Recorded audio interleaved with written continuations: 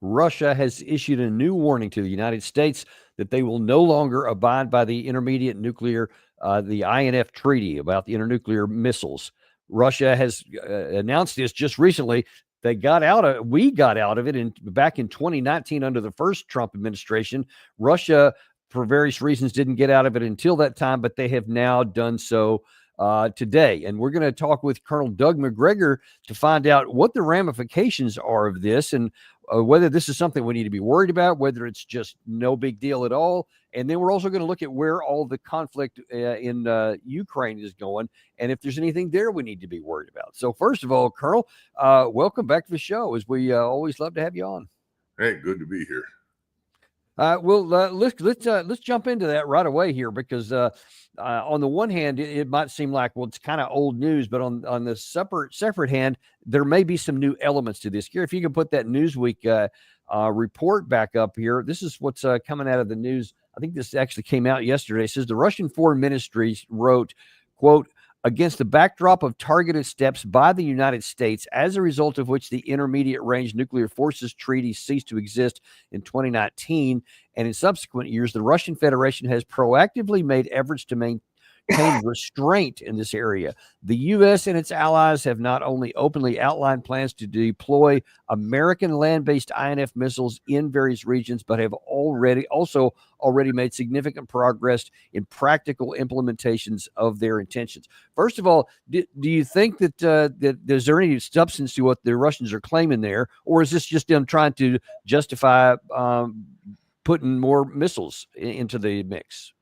No, I think they're being very truthful in the sense that we are trying to put weapons on the ground in Eastern Europe that can threaten Russia, that obviously violate the INF. The INF, as you know, the Intermediate Range Nuclear Force Treaty, was something that people worked very, very hard to build. And back in the 1970s and early 80s, when all of this came about, the Russians, or at that time the Soviets, had actually fielded intermediate range nuclear armed missiles.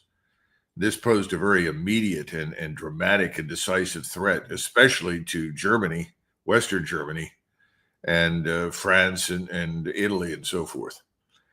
So we worked very, very hard to get this treaty established. One of the ways we did it was that we responded to the Soviets with our own Pershing missiles. Those missiles were brilliant weapons. There's no question about it. And at the time, the Soviets had no way to really match them. And these missiles would have reached their targets probably as soon as the Soviets launched their own missiles against us. I had a personal relationship with, at the time, Colonel Bill Odom, who later on became the National Security Agency head as a 3-star under Reagan and Weinberger. And he had a major role to play in that. And when I came back from Germany in 1980, he was asking what was the attitude. And our goal at that time was to prevent Germany from being leveraged out of the NATO alliance. There were people in Germany that said, well, the solution to all of this is we just declare neutrality, we'll leave NATO. Of course, that had no chance of happening, but there were lots of people saying it at the time. And we wanted to prevent that because we didn't see any reason why the Soviets should have the opportunity to bully and intimidate Europeans. So we developed the Pershing 1, Pershing 2 missiles were brilliant. The Soviets looked at this, came to the table and said, all right, let's ban this entire category, which was a very, very dramatic step and a very good one. It's unfortunate that in 2019, President Trump, on the advice, I think, of some people who were very wrong-headed, abolished that treaty. Now, there's some good news here, and that is that the New START Treaty, the New Strategic Arms Limitations Talks Treaty, called New START, signed under the Obama administration, was actually extended when it went out of business in 2021, and it was extended for another 6 years. So we don't have to worry about that strategic level nuclear agreement until 2026 next year.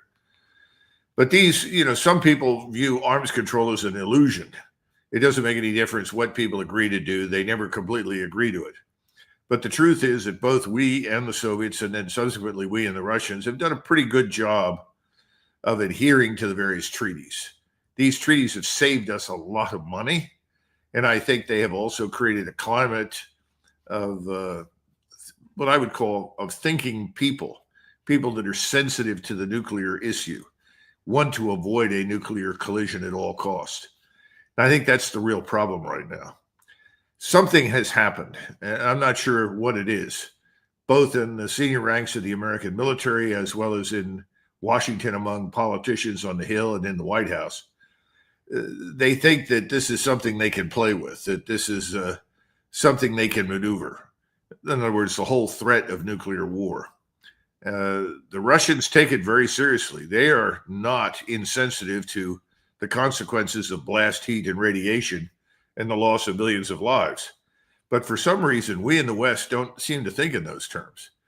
And so the Russians are taking prudent measures. They're going to move weapons closer into White Russia. They've already done some of that, as well as areas in the Western theater near St. Petersburg, north of that. And all of this is in response to things that we've been doing. And remember, we only very recently decided, for reasons that make no sense at all, to deploy tactical nuclear weapons to Great Britain, England, in fact. These are weapons designed to be delivered by aircraft against targets like St. Petersburg. So then you look at the Kaliningrad disaster, this general who was the co-architect of the disaster in the Afghan withdrawal, Donahue, a man who spent most of his military career in special ops, where I'm sure he was quite good. I just don't think special ops necessarily prepares you for strategic level thinking and discussions and decision making. But nevertheless, we have no real general staff corps. We have no real meritocracy when it comes to the selection of senior officers. So his statement is frightening, because that's the kind of thing that leads you down the road to a nuclear disaster. And I think whether people realize it or not, we're on that road. I don't think the Russians are bluffing. And Well, in fact, I want to go further. So I just showed you that on the Newsweek there, where it had the foreign ministry, the Russian foreign ministry claim about why they pulled out of this. And then we have this morning, that was yesterday, this morning, Dmitry Medvedev on X just a couple of hours ago, I think, said that the Russian foreign ministry statement on the withdrawal of the moratorium on the deployment of medium and short-range missiles is the result of NATO countries' anti-Russian policy. This new reality, all our opponents will have to reckon with. Expect further steps. So what do you suspect that he may mean about these further steps? I think his point is that the Russians are not bluffing. President Trump, as we both know, says one thing and 2 weeks later says another. And we know that he responded recently to the statements about that Medvedev made in a fit of anger. He was supposedly very angry. And he deployed 2 submarines to positions closer, presumably to Western Europe and Northern Europe than they had been otherwise deployed. First of all, you don't make decisions in a fit of anger. I mean, that's catastrophic. And then secondly, what Medvedev does is that he says things publicly that Putin absolutely refuses to say publicly. Remember, Putin's argument is, let's have private discussions. We can sit and talk about this in private. We don't discuss these matters in public, not because we want to keep everything hopelessly secret from the publics in Europe or the United States or Russia, but you can't make much progress when someone on the other side, and this is particularly true for President Trump, is exploiting the opportunity for some sort of political gain at home. And Putin wants nothing to do with that. So Medvedev, from time to time, steps out and he'll say something that Putin probably agrees with, but would never say himself.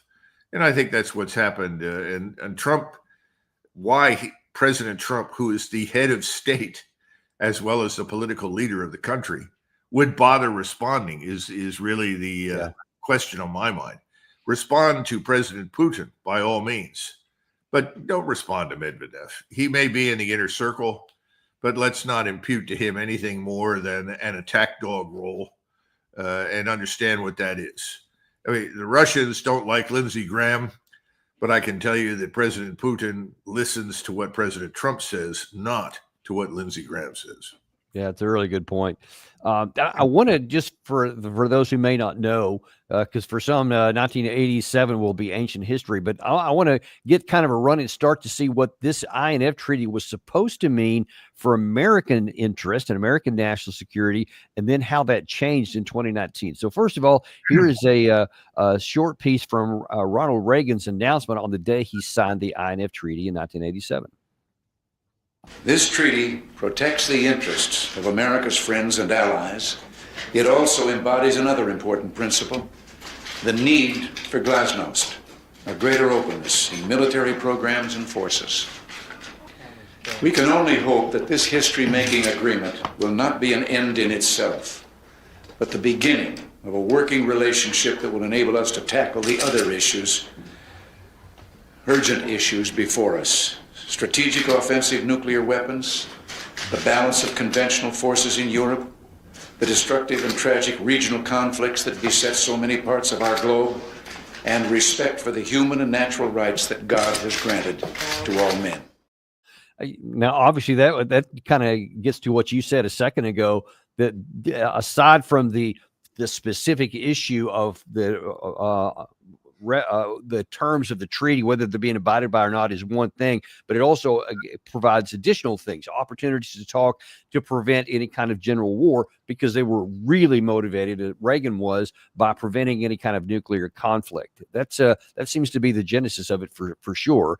But let me ask you, was his concern that he said, we don't want this to go in this other direction here because that wouldn't be good for us, was that borne out?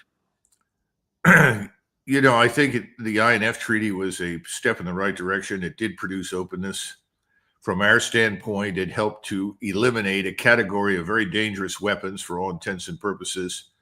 That meant that both sides agreed, you know, we're not going to use these. As soon as you decide not to use a particular category of nuclear weapons, that sends a hugely important signal to everyone. It means neither side wants to go to nuclear war. Very, very important. Now, the other thing that Reagan did mention, but was very important at the time, was to keep Germany inside the NATO alliance.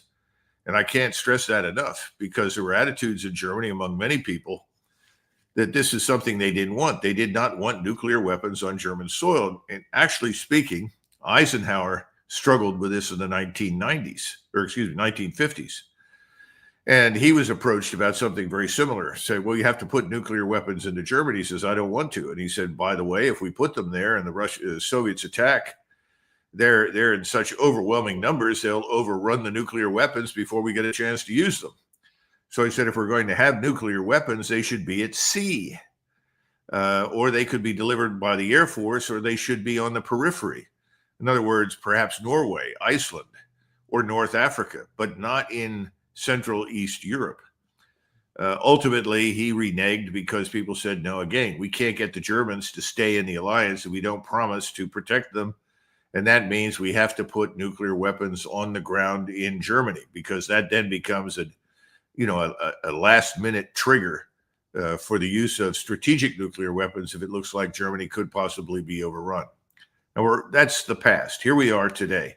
What are we doing right now? Well, as I said before, we've kept New START in existence. So on the strategic level, we're still abiding largely by the guidelines that define launchers and warheads for strategic nuclear weapons. That's a very good thing.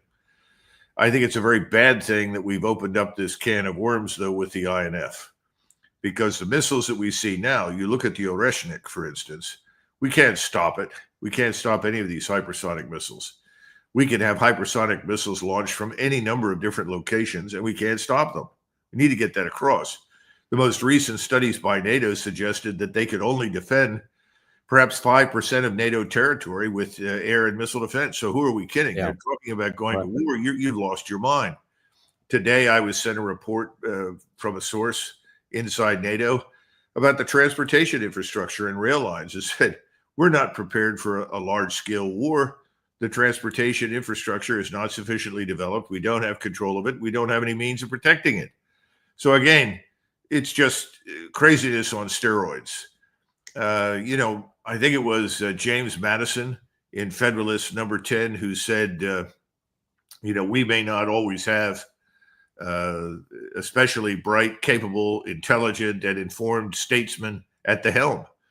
In other words, he was talking about the White House. Therefore, we have the Supreme Court. Therefore, we have Congress and so forth.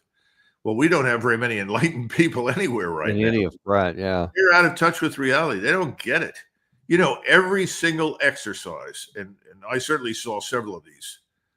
And you may have as well, but I certainly did, particularly when I was a full colonel and I monitored these things and I was able to read about them, particularly when I was at Supreme Headquarters Allied Powers Europe. All the exercises and simulations that involved direct conflict with the Soviets, they all reached the same conclusion. Inevitably, if we go to war with these people, we're going to have a nuclear exchange. It's very simple. We can't field enough conventional forces. We started back in the 1960s. We developed this thing called flexible response. We were trying to find any way we could to sort of keep the threshold for the use of nuclear weapons very, very high. But nevertheless, in all of these, we inevitably went to the use of a nuclear weapon. Then the other conclusion was, well, if we do this, we can't control escalation. Whereas once you use a nuclear weapon, it's over. And then finally, General Powell in the early 1990s, when he was chairman of the Joint Chiefs, he said, don't come in here and tell me we could drop a tactical nuke on somebody and the Russians are not, or the Soviets are not going to say, that's a nuke. In other words, oh, no, don't worry about that. That's a low-yield nuclear weapon. That's not going to lead to any major country. He says that's just crazy. That's complete nonsense. So the conclusion that everybody reached, I don't want to say everybody because there are always outliers, but the majority of senior military leaders, and I would argue even on the Hill, people like Sam Nunn and others had reached the conclusion that you wanted to avoid war with the Soviets at all cost. Well, all of a sudden now you've got a president who seems to be going out of his way to provoke the Russians. And he now has as one of his spokesmen a 4-star general who is threatening Russian national sovereign territory around Kaliningrad, this little enclave of East Prussia that FDR gave Stalin at the end of the war, or in the spring of 1945. That's unfortunate. I don't think FDR should have done that. But then again, there are a lot of things that FDR should not have done, but it's irrelevant now. It's whatever. Yeah, it is. That's now Russian national territory. If you attack it, everything is fair game. You're going to be at war with the Russian state. Now, this is nuts. This is insane.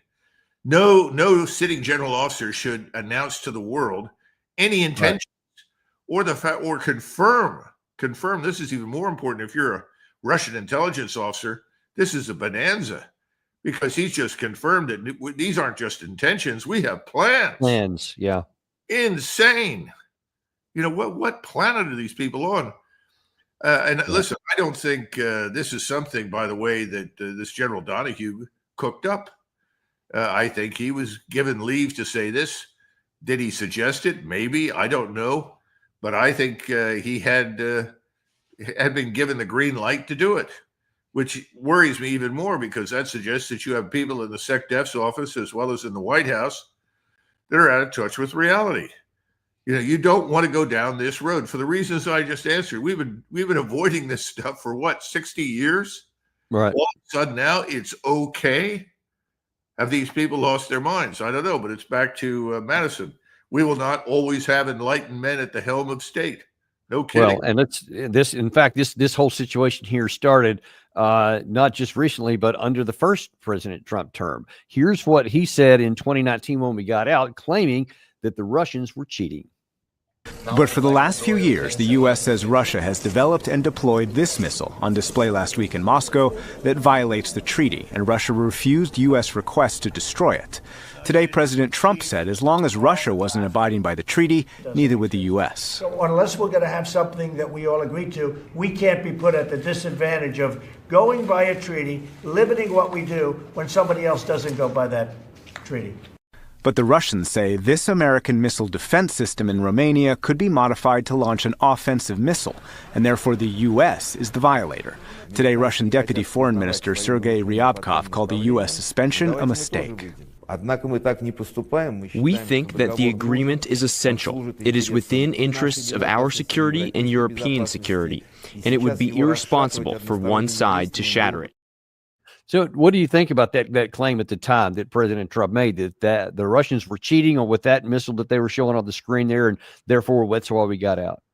Well, let's go back to what the last Russian said or talked about, which is the air and missile defense installation in Romania. Remember, this is something that we established there ostensibly for the purpose of protecting Europe from Iranian ballistic missiles. Now, let's stop and consider that for a minute. Here's Iran, and this is what year, 2019? Right. And has never expressed any interest in or any intention under any circumstances to attack anyone in the world with anything except Israel in response to an attack. Now, that I didn't even mention ballistic missiles, but we put this thing into Romania and said that with the radars and the anti-missile missiles, these things pose no threat to Russia. This was entirely focused on Iran. Well, I'm sure the Russians doubled over in laughter. Why would they ever believe such a thing? When I was on active duty, I suggested that in order to allay Russian fears, which I quickly found out nobody gave a damn about, was to invite the Russians to inspect the facility, to satisfy themselves that this facility was, in fact, not aimed at them. So, well, that's ridiculous, Macgregor. You've lost your mind. We're never going to do such a thing. Well, that's what you do if you don't want a war. Yeah. You know, I mean, I've talked about this before, and it's never a guarantee that it will work. But for decades, you had a personal adjutant, we would say aide de camp, assigned to the German emperor, one assigned to the Russian emperor, and one assigned to the emperor in Vienna in the Austro-Hungarian Empire. Each one represented an emperor from the other camp. And this was designed to ensure that personal communications between the three could occur regardless of the circumstances, conditions, crises, conflicts, whatever. That ultimately falls apart in 1914. Actually, it fell apart a little bit before then, but it was a good idea. There is no reason why we should not have a system between Beijing, Moscow, and the United States to deal routinely all the time with these matters. We should have liaison officers here from those two nations, and ours should be where they are. The whole thing is to allay fear. In other words, to build confidence, reassure that there is no intention to strike anybody. Now, again, somebody will say, well, Macgregor, you've lost your mind. You know, we deter these people because they don't know what we'll do. Very, very dangerous position to take with nuclear weapons. It's very easy to misinterpret any kind of action we may take any number of different places as evidence for an imminent strike. And right. The same thing is true today for us. We don't know enough about Russia. We used to know a great deal more. We don't know very much right now. And I think the Russians don't really understand early warning. And I think Ted Postal has spoken to you about this, may have spoken to others, that their early warning system leaves much to be desired. We ought to be interested in those things. Instead, we are actively provoking, offending, insulting, and attacking people on every conceivable level. And people need to understand that sanctions are not harmless, that what they are meant to do damage. And most people, most of the time in the world, regard the use of economic sanctions as an act of war. We need to get out of that business. And you know, some of these concerns that are playing out, some of which you just mentioned, were listed in 2019 by a European Federica Mogherini, who was worried about the development in the negative direction. Today, NATO backed the U.S. accusation against Russia, but some European officials, like EU Foreign Policy Chief Federica Mogherini, fear the start of a new arms race. From the late 70s through the late 80s, the Soviet Union and the U.S. deployed mobile, nuclear-tipped missiles to Europe. The INF eliminated them, and European officials say they don't want to turn back the clock. What we definitely don't want to see is our continent going back to being a battlefield or a place where other superpowers confront themselves. This belongs to a faraway history. And now that faraway history is run back up. I mean, you literally just described the very scenario she feared about. Yeah, well, here we are. And I think it's gotten worse because this is really about Trump, who thinks he's leading a crusade against BRICS. He's trying to bash, bully, intimidate anyone who does business with Russia. He's tried to do that to China. It's all failed miserably. None of it is going to change anything. Fighting BRICS is a losing battle at this stage. If anything, BRICS is a consequence of our behavior in the past. People are just really tired of being bullied by us through the IMF, the World Bank, the SWIFT system. This is what de-dollarization is all about. And I think that President Trump and his advisors undoubtedly have told him this, that you can use the strategic military dimension as a way to leverage our power against BRICS. And of course, you have the other problem is the same people that want us to go to war in the Middle East all the time are the same people that are pushing war against Russia, even though they keep insisting, well, we're not talking about a direct confrontation. Well, if you're not talking about a direct confrontation, you certainly sound like it. And they hate Russia. They hate it because it's the primary fortress holding out against globalism. And President Trump, who we thought we elected because he was not a globalist, seems to have taken on the mantle of leadership for globalism. So destroy Russia, destroy Orthodox Christianity, destroy the population, destroy its people, strip it of resources, on and on and on. It's just insane. It's crazy. It's all failed. There's no chance that it's going to happen anytime soon. But nevertheless, he's leading this now. I don't even think he understands what he's leading. This is not something in the interest of the American people or the United States. Well, and let's just keep going down the list of concerns here. Whatever he may have intended, it seems that it's kind of opening up others to continue moving down in provocative areas against Russia, maybe part of that same plan that you're talking about, or at least intent. And that, Gary, if you can throw up in your browser that there's a plan by the UK to interdict, let's see, yeah, according to this, Britain plans to use NATO allies to launch a mass attack on the so-called Shadow Fleet. The Russian Foreign Intelligence Service has said this is what the Russians are claiming that they have intercepted that the UK plans to do. According to London's plan, the impetus for such a campaign should be a closely watched incident involving one or more tankers. The plan envisions large-scale diversion, the damage of which will allow declaring the transport of Russian oil a threat to all international shipping. What do you make of this claim here? Is that valid? Well, first of all, we don't have multiple sources that can confirm this. And this is based on what is allegedly an intelligence capture, right? Somebody intercepted the signal, somebody's decoded it, somebody's read it, or it was provided over the clear. We don't know. What we can say is that MI6 in Great Britain has been, at the very beginning of this war with Ukraine, heavily involved in what I would call the false flag, dirty tricks agenda. We know that they provided the false flags in Syria that led President Trump to launch missiles into the desert in Syria. This is back during his first term. We know that the SAS working with MI6 has been very effective in little raids that are designed to embarrass the Russians, damage ships sitting in harbor, hit isolated radars or missile sites, or simply terrorize the Russian population by killing Russian civilians. So I wouldn't be surprised. But what I think is interesting is the following.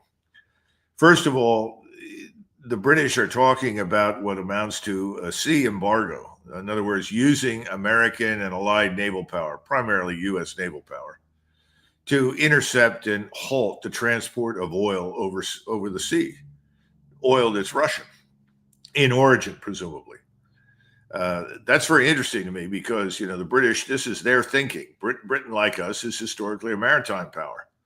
The problem with that is I don't think it would make much difference anymore. Oh, it'll hurt a little bit if we were to do it. But you have this thing called the One Belt, One Road, and we've already seen the trains coming from China all the way to Iran now.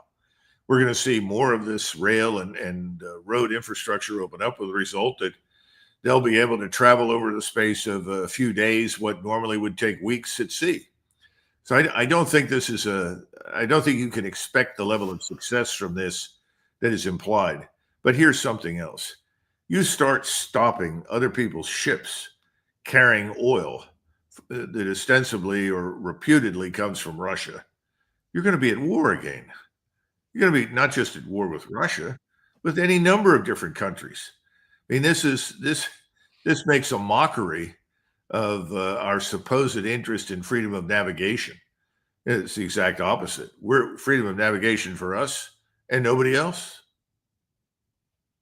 Yeah, that's not going to work very well. I also want to discuss something about the if there is this, whether it's a coordinated plan or just common thinking that the West just wants to keep harming Russia, whether it's this way or just keeping the war going. I don't know that that's going to be very effective. There was an interesting comment in it's called the Resident Telegram channel, a Ukrainian resident. They made some interesting comments here. It says that against the backdrop of the EU's strategic paralysis and the U.S.'s sluggishness on giving ammunition to Ukraine, Trump claimed he was going to do it, but none of the stuff has come through yet. It has been half a month since Trump proposed that Europeans buy weapons for Kiev, but no agreed procurement mechanism has appeared. Some countries are unwilling to allocate funds. Others have outright refused to participate. All this is happening while even moderate Ukrainian analysts warn, quote, if the situation does not change by winter, Russian troops will be near Kiev. And then it goes on to continue to talk about how everything's just falling apart in Ukraine. There was a report out that, that's the one right there, that one of the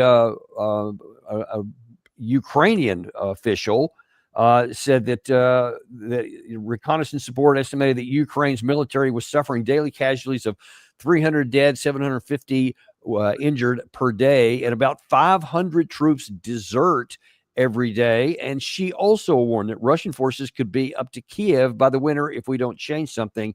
But there is no evidence that anything can be changed. That's from the Times in London on Sunday. So the situation on the battlefield is falling apart, in the Ukraine's troops, which has always been, I think, kind of the linchpin, no matter how many weapons or ammunition or anything else. And we could also talk about all these aerial attacks that Russia's been stepping up. One of the other things that the resident mentioned here is that the Ukrainian intelligence suggests that by the end of this year, the number of drone strikes from Russia could be over 1,000 per day, not just hundreds, but in the thousands, and it will continue to escalate up. So is this plan going to continue to go on? And what do you think, actually, a better question, is the risk for us to bring this to an end or risk going to a nuclear war? Why do we want to do that, Doug? Why would anyone want to risk a nuclear escalation instead of just bringing this to an end? I hope, I can't prove it, but I hope that more sober minds will prevail, certainly in the Department of Defense, and make it very clear that the notion of escalating to the level of nuclear conflict is simply off the table, that there's no chance for that to have any good outcome. And I would hope that somebody would also urge the president, at least through his advisors, to reconsider the wisdom of mentioning it, not overreacting. Too many people emote. This is particularly true in Washington and particularly true for President Trump. This is not the time to emote. Now, that's the first thing. Second thing is all of this business, this equipment that's being promised, in some cases, it doesn't even exist. When you start looking at Patriot batteries and radars and missiles, that's not even around. I mean, what are you going to ship over there? And even if you shipped what was promised by President Trump, somebody said to me from Raytheon, we're looking at 15 minutes of air-to-air and missile defense. In other words, there's not enough missiles to make a damn difference. And I think that's something that hasn't sunk in. I think the president should be briefed in great detail on this and understand that he can promise the sun, maybe get the moon, and probably only long after Ukraine has fallen apart. Now, this morning, there was a published statement allegedly drawn from the Russian general staff that Ukraine has at the outside 3 months left, 90 days. And that within those 90 days, everything will collapse. Now, the reason was that first we've got battalions of boys and old men. I mean, I can just see guys like me at my age running around with rifles out there. Good luck. Mm-hmm. And the same thing is true with boys, kids that are 15, 14, 15, 16. This is absurd. It's ridiculous. So this regime is dying. There's no question about it. And long before MI6 gets to install Zelensky as their chosen successor to Zelensky, this thing is going to be over. So the question is, what do you do if you're sitting in the White House?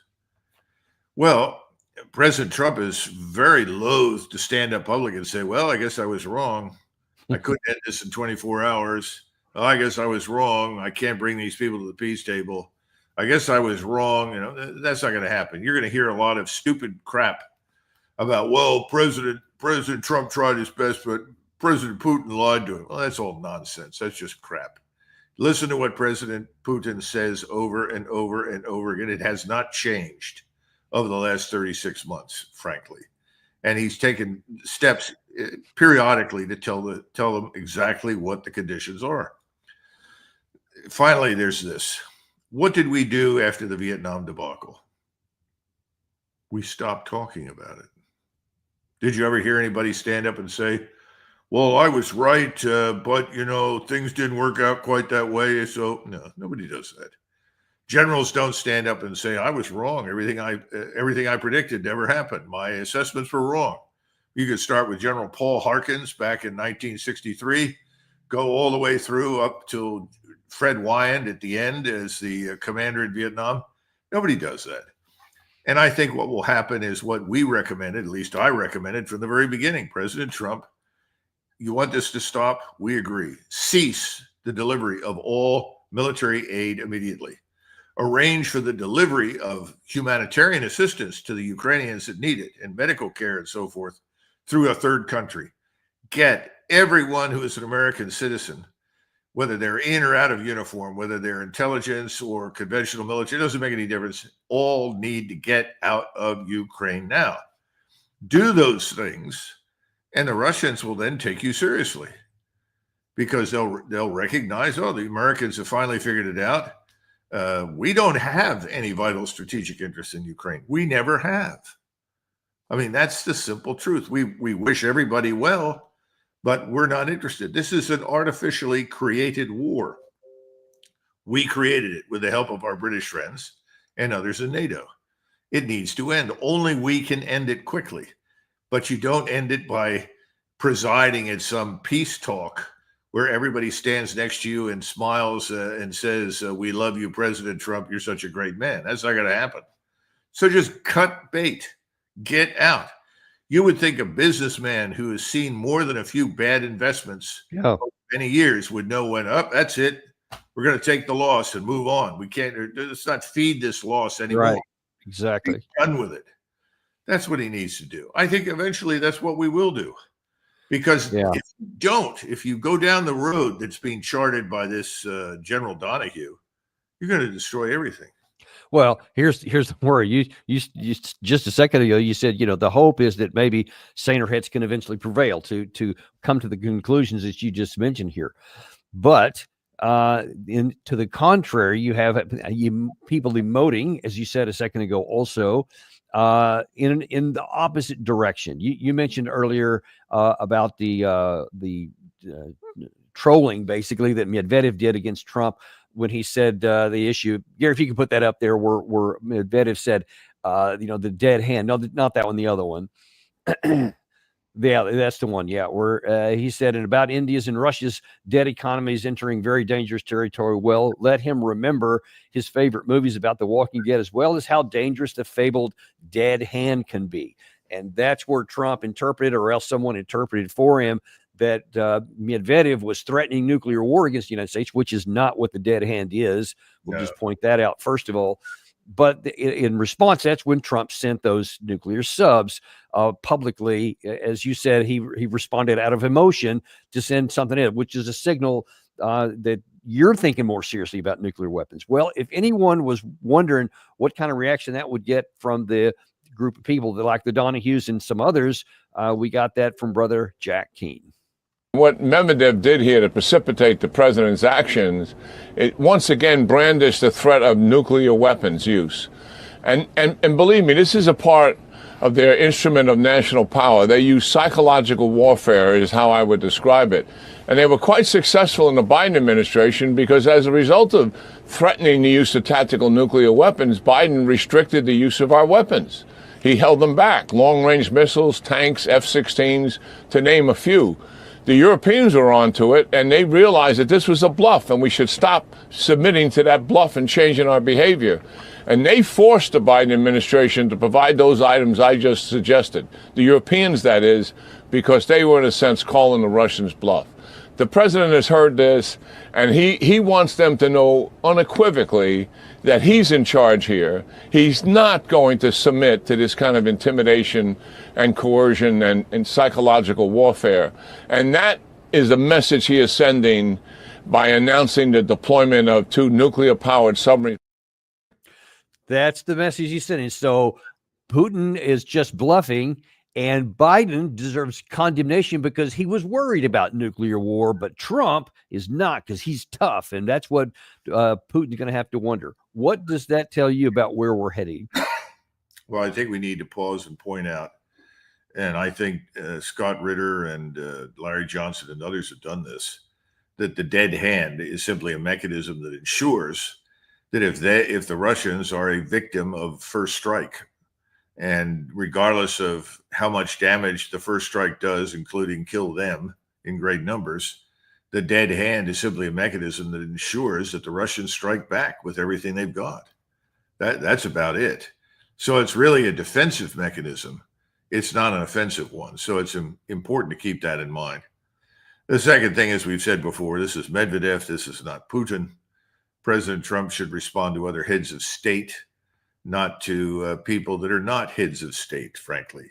They don't matter. What matters is what the head of state says, the man who's actually in control. Now, the last bit of this is disturbing because Trump's personality is easily manipulated by people who are saying, well, if you do this, boss, you're going to be tough. And that's what Americans want. They want a tough guy out there to lay down the law and make it clear what we're not going to do and what they have to do. A lot of people in my generation that were involved in the Vietnam War, unfortunately, are very easily seduced by this. More than one person who was in Vietnam has said to me on several occasions, we got to be tough with these people. They're bad. We know them. We dealt with them before. Come on, this is not the Cold War. These people are not communists. They're Russians.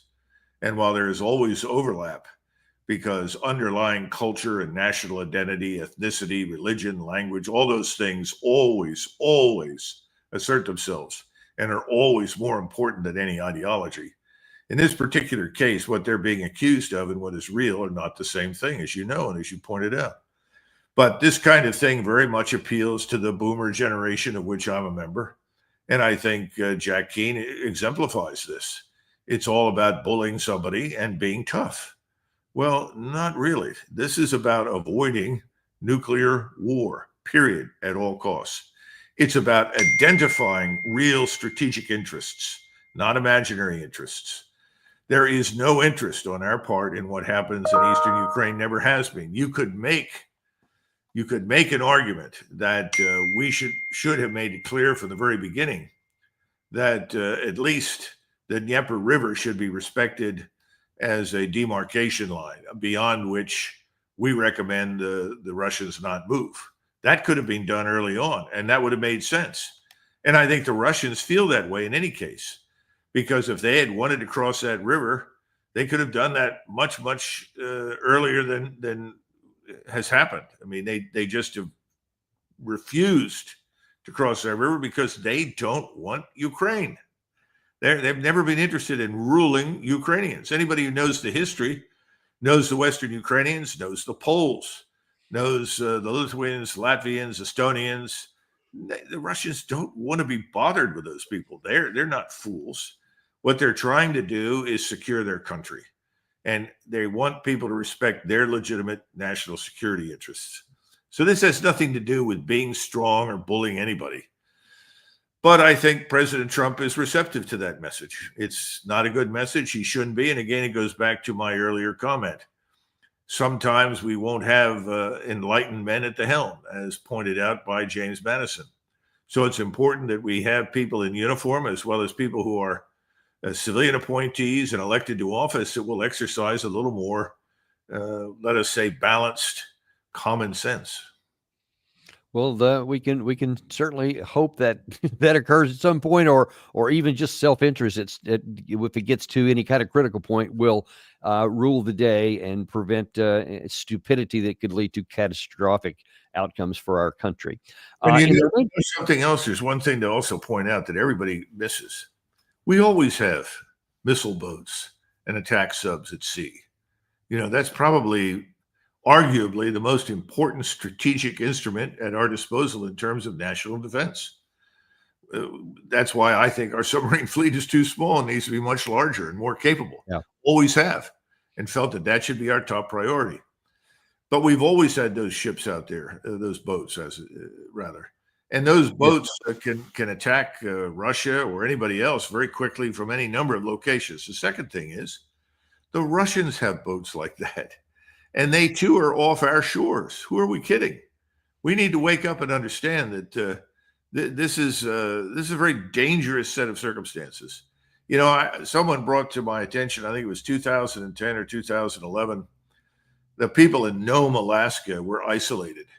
It had been a terrible ice storm, massive snows, worse than what you would normally expect.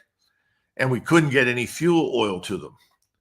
And so the Coast Guard finally said, listen, the only people that can get fuel to these people quickly are the Russians. And we asked the Russians to help. And they did. They sent a tanker in behind a Coast Guard icebreaker. And we were lucky to have that icebreaker because at the time there were other icebreakers and they were all out of commission. Today, the Russians have the largest fleet of icebreakers in the world. All right. But my point is, we asked for help and assistance, and they gave it quickly and unhesitatingly, and they didn't gouge us on the price of the oil, which I can't emphasize enough. We got to get past this artificial conflict that has been created in Ukraine. Agreed. Couldn't agree with you more. How to do that, except the president has got to stand up and be courageous and say, this needs to end. I'm ending it. This is what I'm doing. We're getting out. But thus far, there's no evidence that he will do that. Yeah, and I worry that on Friday, on the 8th of August, he's just going to take it another notch in the wrong direction with all these sanctions and all that. But we'll have to hold that for another day. In the amount of time I got with you today, though, there's news out this morning that Benjamin Netanyahu either is or maybe already out of a cabinet meeting where he's going to give approval for the occupation of the entirety of the Gaza Strip. And in a Fox News meeting this morning, there was a pro-Israeli guy named Dov Heikind who was explaining why this is something Netanyahu has to do. I believe it will be approved by the cabinet. And Israel really has absolutely no choice. There was a deal on the table. Israel was prepared to make concessions to get back some of the hostages.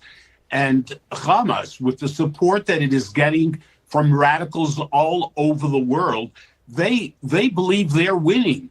They believe that their plan, what they are demanding that they be able to keep their weapons and that they continue to control Gaza into the future. That's impossible. That can never happen. The leaders of Hamas just a couple of days ago said, applauded what happened on October 7th and said, we will do it again and again. And we can believe Hamas when they say that. So what do you make of the fact that Israel is afraid of Hamas? And man, if they don't go in and clean this deal out and basically eliminate, and I mean all of the Hamas, which I think maybe would mean every male in the Gaza Strip, what do you make of that charge? Well, the Israeli chief of staff, who seems to be a very able man, has pointed out that it could take years to root out Hamas from Gaza. Stop and consider that. And they're talking about an area right now roughly the size of Philadelphia. And if you send in the IDF, they'll be there for years. That's his warning. I don't think you need to say too much beyond that. However, Mr. Netanyahu and his country is in a very difficult position. Now, what is that position? The two of them, both he and his country, are facing desperation. He has launched a number of different attacks in different directions at different people on the assumption that he'd better do this while he has absolute unconditional control of the United States. And he does right now. He has the immediate obedience of the U.S. Armed Forces. Israel first is the motto in this administration. So if you're in his position, and remember, he's got his own private problems, but if you look at the state as a whole, in his view, he's either got to win it all or lose it all. Because anything he does, short of total extermination of the Palestinians in Gaza and the destruction of all his other enemies in the region, means that Israel might not succeed. If it doesn't succeed, in his view, it will be destroyed. In other words, this is a do or die moment for him. And I don't think he sees that he has any alternative. So I'm sure the IDF chief of staff has been told that. And you're going to see them do exactly what this previous spokesman, Heikind, said. Now, how this is going to suppress the forces of anti-Semitism is beyond my imagination. I mean, I think the only thing that's happened over the last year or so is that anti-Semitism has reached new heights and continues to spread because there's so much hatred for Israel. So I don't know how he thinks this is somehow or another going to defeat anti-Semitism. I think he'll just feed the fires of it. And that has always been my objection to this, that the way Israel has set this thing up is exactly what Netanyahu is doing. It's a do or die moment. And they're probably not going to survive. Well, I was going to say it may also be a do and die moment if he does it. So I think this will be counterproductive because I mean, yesterday there was I saw a video that there was 300,000 people marching in Sydney, Australia, because there is growing Western anger against the Netanyahu government, against the policies of Israel. Obviously, we have issues where there is reports of large-scale deaths from hunger, malnutrition at serious rates. We showed on our show yesterday that American Lieutenant Colonel Special Forces guy, Tony Aguilar, who returned from on the ground there and reported that the atrocities are as bad as what people are claiming, completely contradicting what our own ambassador said, what Benjamin Netanyahu said just days before that. You can't just, even if you just said, just look at it purely military, it would be dumb to get into something that's going to last years and not be able to solve it. But Doug, do you see that Israel politically, I'm talking internationally, they continue to have this situation where they continue the war in the Gaza Strip where people are dying in large numbers? Well, I think their hope is that the Egyptian army, which is sitting across from them, I guess there are 50 or 60,000 troops over there, will relent and instead of intervene in support of the Palestinians who are facing imminent destruction, will instead tear down the barriers and allow the Palestinians to pour into the Sinai. I think that's what they're hoping. I don't know. I mean, right now it seems that paralysis grips the government in Cairo. The Sisi has decided that doing nothing is his best option. But that could change very quickly. General Sisi may or may not survive. And a new regime may come to power and say, the hell with this, we're going to fight. Now, the argument is that, like Turkey, Egypt is a financial economic basket case. They're too in debt. They can't do anything. But then that assumes that the Russians, the Chinese, and others who are sympathetic to them will not help them in some way. So I wouldn't bet on that. But that's where we are. And, it's interesting. The Australian government, the new one, has just agreed to buy naval combatants, ships, weapons from Japan. In other words, they've moved away from us. And I think we're going to see more of that in the future. The Japanese have told us, frankly, to fly a kite. They're going to buy as much oil and gas as they want from Russia. They could care less. The Chinese, the same thing. I think this BRICS thing is going to accelerate. I think you're going to have more and more and more members saddle up and join. It makes sense to do so. Otherwise, you are in a debt trap created for you by the United States government and the dollar. So I think all of this is going to backfire. Again, what do you do if you're president of the United States? You're interested in doing what's in the interest of the American people. Is it in our interest to be co-conspirators in the mass murder or expulsion of millions of people from Gaza? Does this help us and assist us in any way in the region? Does it assist us globally? I don't think it does. You can ask the same question about how does it help us to stay engaged in eastern Ukraine and cause battalions of boys and old men at gunpoint to be herded into Russian machine gun, artillery, and rocket fire? I don't think it does. But, you know, I hold the minority opinion right now, and this is, after all, the Israel First administration. Well, that's a really unpleasant thing to have to hear, but the evidence seems to pretty strongly support that because, like you say, I mean, it's not in America's interest to attack Iran when we weren't threatened by anything. So it's hard to argue with your statement there. And I just don't know where this is going to end up with America. It doesn't seem to me this is sustainable, but I don't have a clear vision on, you know, what it would manifest into. I mean, what is your view on, because you mentioned those two things, our support for Ukraine, our support for Israel are not in America's interest and are antithetical to our interest, but where do you see this going? How might it affect America? Well, I think NATO and the European Union are both going to go out of business. It's a question of when, not if. There is tremendous discontent in Europe with the European Union that has tried to make itself into an international governing body and subjugate all of Europe to its will. That's dead. Everybody's sick to death of it. Most people in most cases are sympathetic to President Orban in Hungary and Fico in Slovakia. I think you're going to see more people like that emerge. The leadership in Croatia is much more sober-minded, has refused to have anything to do with the stupidity in Ukraine. I think Slovenia is not far behind, but they're smaller and a little less courageous as a result. I understand there's there are reservations. So I think the EU thing is going to collapse. It's coming. Italy is already on the edge of dumping it. The Greeks are. So that's going to go away. NATO, what is NATO? You know, where is the great NATO army that's prepared to arm up, saddle up, and march east? I don't see it. I think anybody who imagines that is, smoking something, and it's not legal.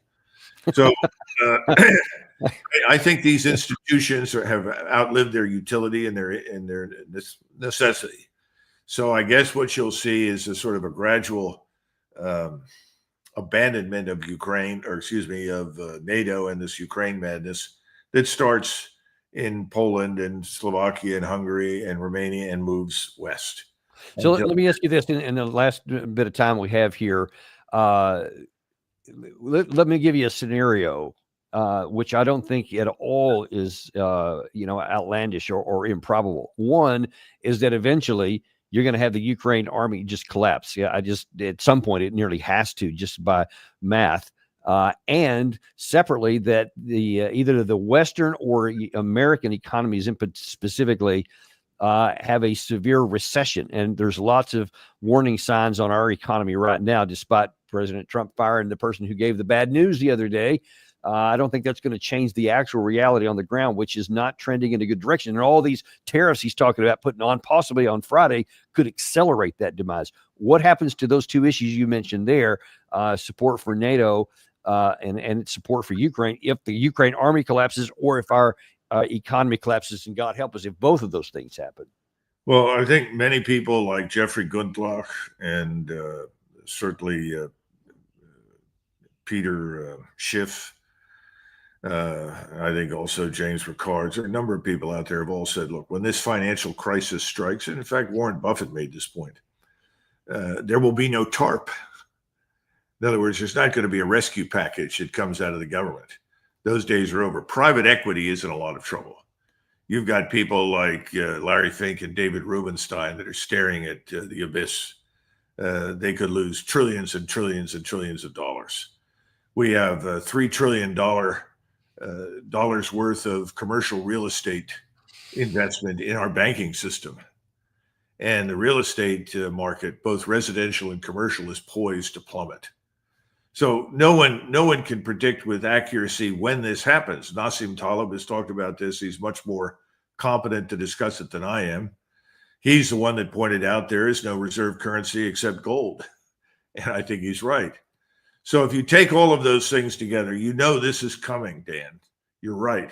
When that comes, and I don't know exactly when, but I think sooner rather than later. A lot of people say, oh, no, we can go on like this for years. No, I don't think so. When that happens, people are going to say, Ukraine? What's that? The Middle East? No, that's not important. In other words, everything beyond the borders of the United States will shrink to insignificance to what's happening here at home, because we'll be dealing with supply chain problems, the distribution of food, products that are vital to everyday life. The one area where we may not have serious problems, at least initially, fortunately, is fuel. But that could change. And prices, we've artificially suppressed interest rates. And despite that, if you look at the bond market, we're trying to hold down interest rates. And what happens to the bond market? The yields keep rising and rising, and then they'll fall back a little bit, and then they rise and rise. They fall back a little bit, and they rise and rise. At some point, you're going to hit 5% on the 10-year bonds, and most people regard that as the bellwether of disaster. And we can't pay the debt, what we owe, the interest on our national sovereign debt, which is now over $37 trillion and rapidly expanding. So I think your point is valid. It's almost as though we're living in a house and we've got a fire in the kitchen, and everyone is saying, well, that's in the kitchen. We're here in the living room. Those in the dining room are fine. The fire's not going to spread. They've got it under control. Well, good luck with that, because I don't think so. And eventually it'll burn the house down. That's what people have been predicting. I think they're right. And then who cares what happens down the road in the next town over? You're worried about your own home. And I think that's what will happen in the United States. I think that probably will. And unfortunately, I think it's going to require that, because I think too many people are just like, I'm not worried about that. And it's the collapse. And people have been warning about the looming economic downturn. It hasn't happened. Like, even though 2008 happened, it's like, well, that was an anomaly, but it hadn't happened now. So it's never going to, so we don't have to make any changes. That's why I think it's going to require that before we finally wake up. And well, that's going to have a lot of consequences, but well, I guess we'll have to visit those when we get there. But in any case, boy, really appreciate this great deal of clarity that you had with us today, because this really does point out just what's at stake here and what's not important to the United States, and what we should do to reevaluate or reestablish our priorities. And I really appreciate that. Okay, Dan, good to see you. And listen, also to you guys, if you have some friends who like to get their information via podcast, we are there too. Apple Podcasts, Spotify, Podcast Addict. Let your friends know, because a lot of them will really appreciate that. And we certainly do too. Be sure and like and subscribe if you haven't done that on your way out. That helps us more than you think as well. And we will look forward to seeing you on the very next episode of the Daniel Davis Deep Dive.